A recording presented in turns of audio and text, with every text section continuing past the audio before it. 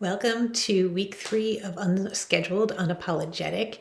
And in the first 2 weeks, we've really been focused on the unscheduled part. And now we're going to shift over a little bit to the unapologetic part. And in this week, we're talking about living by your desires, not your duty. And we are very responsible women, right? We know how to get stuff done, and we're just like the ones everybody can rely on. And especially if you've got that ruler inside you, you're a very responsible person. And the accumulator, super responsible. Duty is your thing. Like, you just make sure that you get everybody taken care of. And this week, I want you, instead of doing things for obligation, I want you to do things for alignment. I want you to think about, is this in alignment with my values of the person I'm becoming, of the person, of what's important in my next chapter, and not so much responsibilities. Chapter 1 was all about responsibilities, right? You had to be responsible. You had to be a responsible parent. You had to be responsible at work to get things done. And that's okay. Duty was very important, and that's, we're not saying there was anything wrong with it, but we're saying in this next chapter, it's about alignment. It's about shifting the page and saying, okay, I did everything. I did all the things I had to do. I checked all the right boxes. Now I'm starting to look at alignment, and I'm starting with desire. So in this week, I want you to stop focusing so much on the to-do list and pick up on the desire list. Like, what do I desire doing? And like, what is it? I'm sorry, there's my dog again. Instead of being such a task completing machine, like the one who's checking all the boxes, check, check, check. Now it's only gonna be like, am I checking the right boxes? Am I doing things that light me up? Like, those are the boxes we're gonna check. So now it's not checking all the boxes, it's checking the few boxes that are really, really important. And it's not, what do I have to do today? It's, what do I want to do today? So we've already created spaciousness. Last week was really about finding some space to breathe. And now that some of the noise and some of the clutter is going away, this is going to allow us to start bubbling up and turning into, okay, what do I feel? And as I start to look at my list of things, what's coming up for me? Because now I have some space to breathe, right? So I have some space to connect. I'm not so distracted and frenetic. It's like, what do I want to do? And that's where we really want to start to focus. And I think one of the big things that really stumbles and really trips us up here is that we often take taking care of other people, taking care of responsibilities as a sense of our worth, our self-worth. Like, oh, if I've taken care of all my obligations, then I'm worthy. And just like last week, we talked about, you don't have to earn your white space. You don't have to earn your worthiness. You were already born worthy. I was listening to a lecture the other day, and he was talking about how, when you look at a child, they are 100% worthy, right? You look at a newborn baby, and it's 100% worthy. You don't question it, right? Like, this child is worthy of love, is worthy of your attention, your affection, and is just worthy of all the good things in life. Like, that's what you want for this baby. It's innocent, right? And his point was, when did you start subtracting? When did you start saying, I'm not 100% worthy, now I'm 80% worthy, now I'm 70% worthy, now I'm like, all the little things that you've decided have diminished your worth because you've been taught that maybe you didn't achieve as much as you should have, or you're not the weight that you should be, or you're not as active as you should be. Like, all these things that people have put on you, you start subtracting your own self-worth and start to say, so now if you were to say to yourself, and honestly do this as you're sitting here, say, on a scale of 0 to 100, how worthy am I? And I know I put myself at like 70, 75. Like, no, you're 100% worthy. You were born 100% worthy. Just like that baby, there's no need to subtract. You're worthy. So your obligations and checking those boxes doesn't make you more worthy. I want you to realize you're worthy to begin with, and you don't have to be an uber high achiever. You don't have to have all the duty and all the responsibility to be worthy. That's not, you're intrinsically, your value is 100%. So I want you to stop equating doing more with being worth more.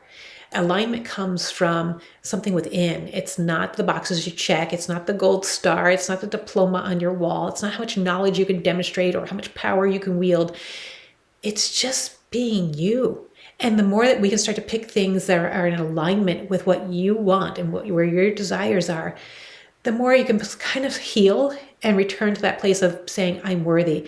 And it's not about productivity anymore. It's about honesty. And it's about feeling like you're moving in the direction that you're being pulled. The part that says yes. My daughter's always saying, if it's not a hell yes, it's a hell no. I'm like, yes, start to use that as your guideline. Borrow that mantra and just say, like, you know what, is this project, is this task, is this a hell yes? If you're putting on an outfit, is it a hell yes? And if it's not, then it is a heck no. It's like, no, just walk away from it. It's not, you know, and you haven't learned to listen to your gut in a long, long time, but it's there. It's always talking, but you haven't, if you've heard it, you haven't honored it because your mind is what you've been using for your primary tool. And now I want you to move down into your gut. Your gut already knows you're worthy. Your gut already knows what the correct direction, the direction that will light you up is. It's there, right?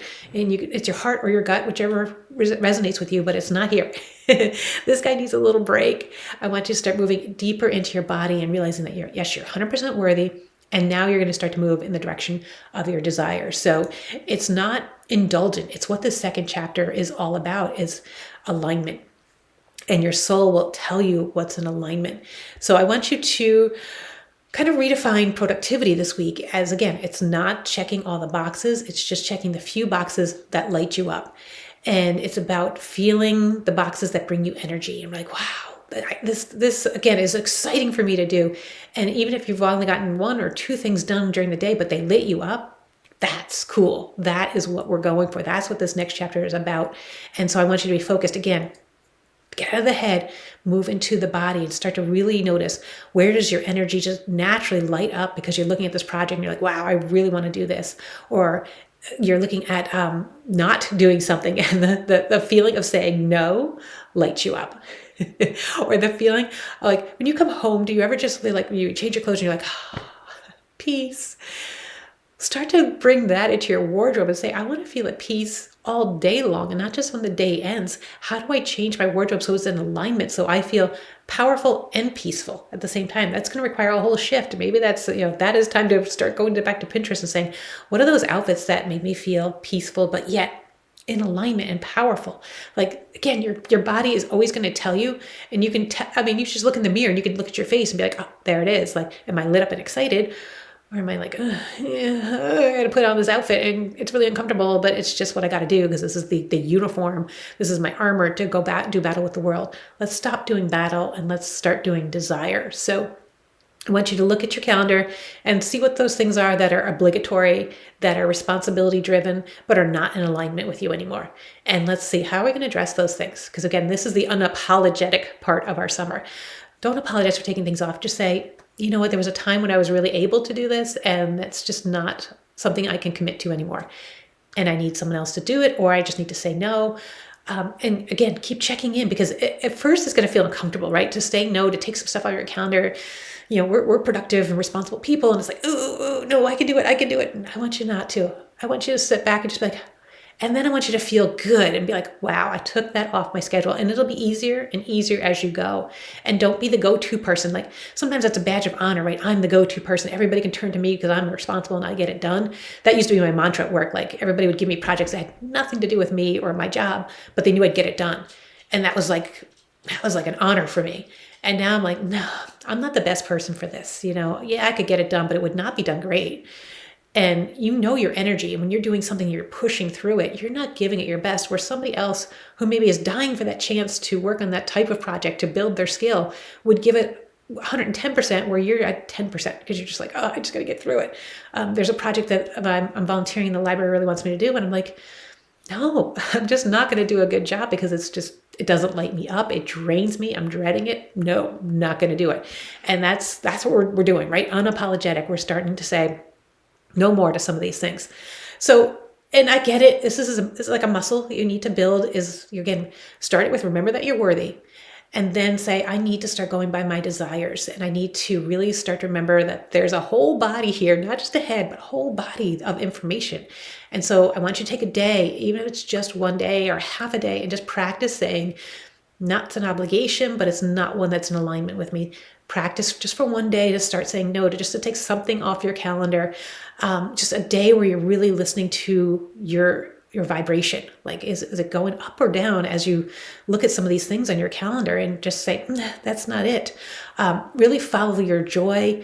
Again, remember, you've already learned how to build some spaciousness. So don't move backwards. Don't start filling your schedule again. Keep that spaciousness. We've already kind of worked on that. We want to keep building that in. And now we're going to start working again at that blank canvas and saying, what are the things that I'm intentionally going to add onto it because they're in alignment of where I want to go and the person I want to be, the values that are important to me. We're still going to get stuff done. We're just not going to get everything done. We're going to look at the important stuff, and that's what we're going to get done. And we're not going to apologize for the stuff we're taking off our schedule and saying, that's not in alignment. That's not who I want to be. So I want you to have one day that's really desire driven. Practice it. And then I want you to cancel something. Pick something that just feels so heavy and so out of alignment with you. And just say, I'm not the best person for this. I really wish I could help you. Or there's somebody that's just better skilled at this, and I want you to get the best result possible. So I'm not that person. And even if it's a family obligation, you just say, you know what, I don't have the room anymore to do this well. Or I used to love grocery shopping, but I don't anymore. Is there anybody else that would really enjoy this more? Or again, outsource it, delegate it, something, but get something off your calendar. Pick one thing that feels so heavy and get it off, and just feel your energy release and you feel your energy move. At first it's going to feel yucky, I get it, but then it's going to feel so good. So again, remember, we have all the journal prompts there for you, again, by your archetype. Think about what you want to do. What relationships do you really want to be a part of? Like if there's somebody that's missing from your calendar that you're like, if I connect with so-and-so, I really feel energized. Well, let's put that on the calendar because that's in alignment with you. Make sure you have room for that phone call to a best friend that maybe you don't get to see that often. Put that on your calendar and take off the check-in with somebody that drains you. Maybe there's a sibling that you're just like, oh, every time I talk to them, there's stress. Like my mom's always giving me a list of what's wrong with the world. And I hate having conversations because it's just like, oh, here we go. Like I purposely don't watch the news for a reason. And when I watch my mom, I get the entire news for the entire world. I'm like, no, there's a reason why I don't watch this. So I hate getting drawn into those conversations one-on-one. I like when I with her, I try to have a topic, a project, something we're working on, like working in our house or something, so that we don't get the news and here's what's wrong with everybody. Like I get a list of everybody's ailments. Why do older people do that? They give me a list of everything that's wrong and all the doctor's appointments. I'm like, oh my God, no. But I have a friend that I don't get to talk to that much that lights me up because she's always doing something exciting and I always want to hear what's going on. So look at your schedule. Where can you kind of flip that? Again, these are things you might journal about, but things I also want you to put on your schedule. And kind of look at those prompts. Again, figure out what your archetype is. There's an assessment if you haven't already taken it. And really take some time this week to be gentle. Remember, this is unapologetic, so I don't want you to beat yourself up for starting to say no. And remember, desire is not something that's a luxury. It is your compass. Your desire is where you want to go. It's a movement in a direction that feels in alignment. And you're not being selfish when you want more ease and more joy and more beauty in your life. Let the romantic, if that's one of your archetypes, let the romantic come out and play. Please, this is her summer, right? Don't be apologetic. Just say, this is what you want. This is the life force. Like the romantic really is in tune with your life force. Let her out, let her play, and give yourself permission to just follow your joy, follow your gut, follow that body. And remember that you can be powerful and values and pleasure driven. Like it's not an either or thing. It's not like you have to be powerful and responsible. It's like I can be powerful and in alignment with my desires. That is real power. When you know how to say yes and no based on what your body's telling you, what your energy level is telling you, you can be responsible and rebellious. Like start to embrace these things that feel like paradoxes, but they're not. Like I'm going to be responsible to things that are important to me. And to the things that are not important to me, I'm going to be rebellious and say, I'm not your girl. Find someone else. I'm not her. And when you start living by this desire, your life is just going to get juicier because some of that junk is going to come off. So you're going to have this beautiful white space, and now you're going to be unapologetic and say, nope, that's not for me. This is what's on my path. This is what's intentional. These are the choices I'm making. It's choice. It's not obligation anymore. So I hope you're lit up. I hope you're energized. Again, comment with me. I'd love to hear what you're finding out this week, and use those journal prompts because they're really going to help you with your own particular archetype and discovering what you need and what you desire. So check in and have an awesome week.